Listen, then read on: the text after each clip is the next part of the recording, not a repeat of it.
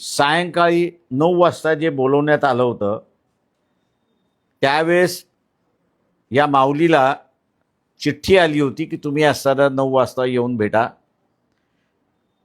किंवा ही चिठ्ठीसुद्धा कॉन्फिस्केट करण्यात आलेली नाही आहे.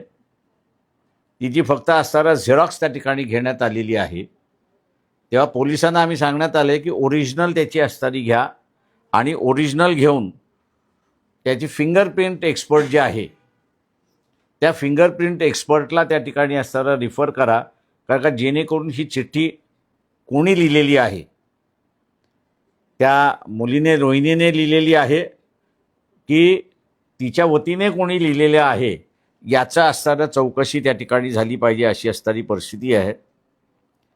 माऊली सूदचा असणारा जो मोबाईल आहे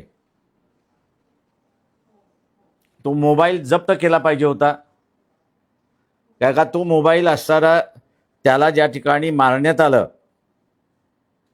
त्या ठिकाणी आणि मारणाऱ्यांनी त्याचा असणारा मोबाईल काढून घेतलेला आहे, तो जप्त केला नव्हता असं आमचं लक्षात त्या ठिकाणी आलेलं आहे. त्याच्याचबरोबर त्याला मारत असताना गाव जमलं होतं हे बरोबर आहे, पण कोणीतरी आय विटनेस आहे का याचाही शोध शासनाने त्या ठिकाणी केला नाही. ज्याच्याने त्याला मारण्यात आलेलं आहे म्हणजे मोटरसायकलचं जे ॲब्झॉर्बर आहे किंवा रॉड आहे किंवा त्याचं सायलेन्सर पाईप आहे तो काढून त्याच्यातून ज्याला असताना मारण्यात आलेलं आहे तेही कॉन्फिस्केट केलेलं नाही, अशी असणारी परिस्थिती आहे. त्याच्याचबरोबर जे डॉक्टर होते त्या डॉक्टरांचं जे स्टेटमेंट घेण्यात आलं पाहिजे होतं की नेचर ऑफ इंजरी कशी आहे याचंही त्या ठिकाणी झालेलं नाही, अशी असणारी परिस्थिती आहे.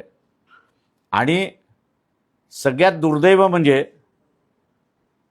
तो अनकॉन्शियस स्थितीमध्ये असताना त्याला डिस्चार्ज दिलेला आहे, अशी असणारी परिस्थिती आहे.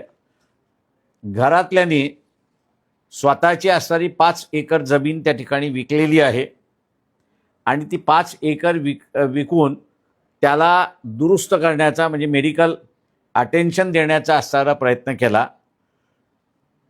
त्याला शेवटच्या याच्यापर्यंत नर्स त्या ठिकाणी देखरेख करायला असणार होती. ती नर्सचं सुद्धा असताना स्टेटमेंट अजून त्या ठिकाणी घेण्यात आलेलं नाही, अशी असणारी परिस्थिती आहे.